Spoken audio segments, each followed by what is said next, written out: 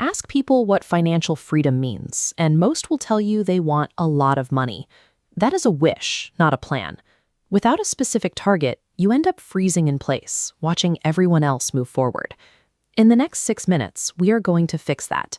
We will calculate your exact retirement number and build a sequence of steps to hit it as fast as possible.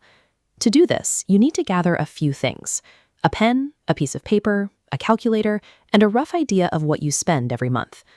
On that paper, draw 4 sections. Label them exactly like this: target number, the gap, the foundation, and the focus. We are taking a vague desire and turning it into cold, actionable math. When you map it out on paper, reaching independence becomes an inevitable outcome. Take your monthly expenses, multiply by 12, then multiply that number by 25. For example, spending $40,000 a year means you need $1 million. Write that final number at the top of your page. That is your finish line. That 25 multiplier comes from a Trinity University study. Researchers analyzed 70 years of market crashes and recessions to find a foolproof retirement ratio. At 25 times your yearly expenses, your money grows faster than you spend it. The investment never shrinks. It sustains itself indefinitely.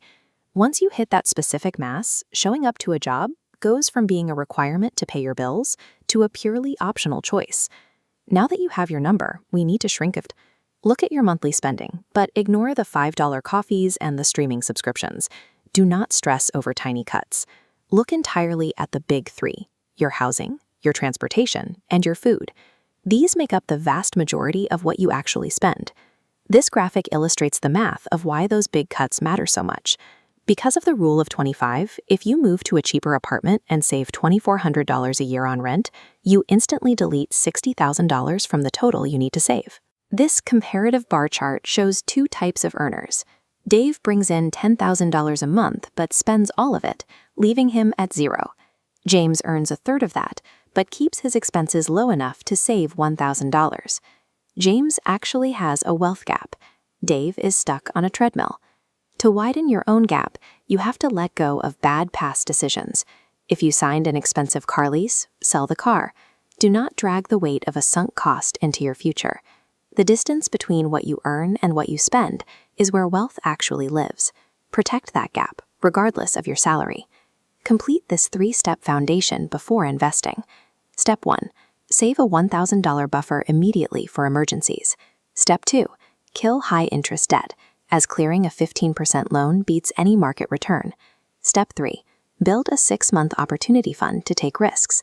If you skip these steps and jump straight into investing, the very next life emergency will force you to sell your assets and drop you right back to zero.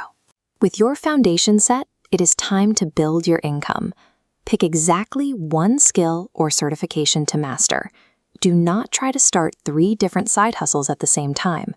With practically zero capital, standard investing is a distraction.